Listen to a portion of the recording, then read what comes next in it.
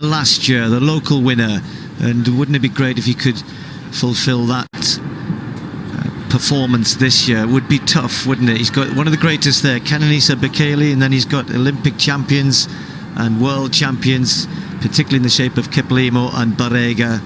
And the bowl there, the Gateshead Bowl, was the scene of great cross-country championships as well, including the World Cross-Country Championships, which I mentioned that Kiplimo has attended with such great success. Barega, well, his range is incredible. We actually just saw a clip there, didn't we, of him winning the World Indoor Championships ahead of Mark Scott. He's somebody who, you might not remember this, Paula, but we were asked, I think Gabby asked us back in the World Indoors when they were held in Birmingham, to name somebody to watch out for the next few years. And I actually picked Selemon Barega. I think he won the silver medal on that occasion. He was very young then, but what a career he's had. Yeah, and a little bit perhaps been overlooked, but he's a beautiful runner to watch, isn't he? He's very relaxed, economical, almost looks as though it's effortless in his style.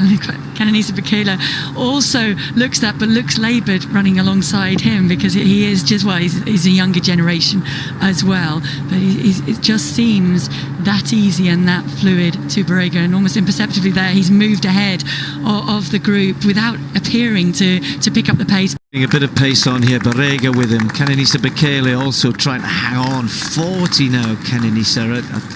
I had to double check that when I was looking at that this morning. Turned 40 a couple of months ago. Just through 5 miles, Paula.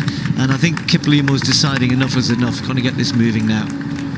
Yeah, as I said, I think he was glancing around who was in that pack, trying to get a measure of people, and was obviously running very comfortably for him. It was very easy for him, so he's just picked it up a notch, and just in doing so has drawn away Selemon Barega and Kenenisa Bekele. And I think you're absolutely right, Bekele is the one who is trying to hold on at this stage, and trying to find not just the efforts of Kiplimo, but the time working against him as well. And I think it's definitely not as easy for Kenenisa Bekele to come out here and to race as it was a few years ago. Time waits for nobody.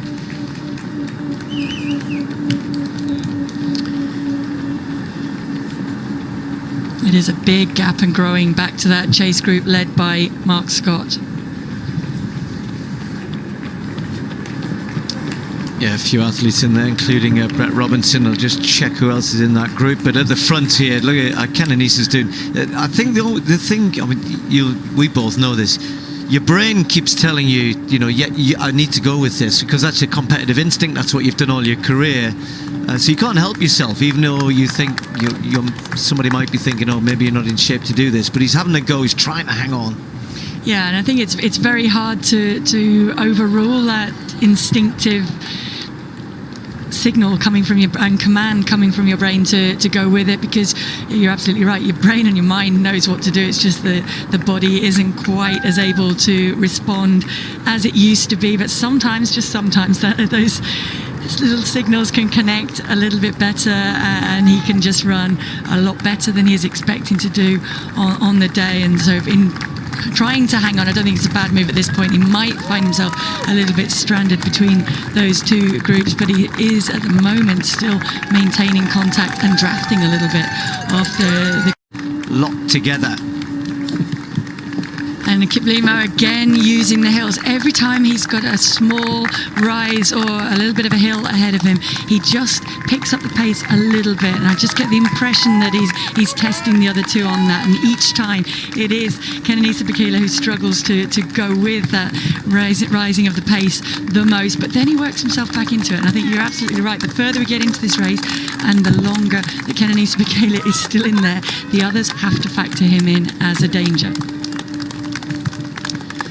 Now Mark Scott's going well here, because that group behind is broken up as well. Osako is the finished with running for a bit, and in that shot you can see that the gap is, well, it's not all that different to the gap that the others had over Gebrekeden in the women's race, and she was able to pull that back in. And once again Kenenisa Bekele is losing a little bit of ground too, so he becomes an interim target for those two to work towards. Just that extension over that rise over York Avenue. I think it's the little flyover over there, and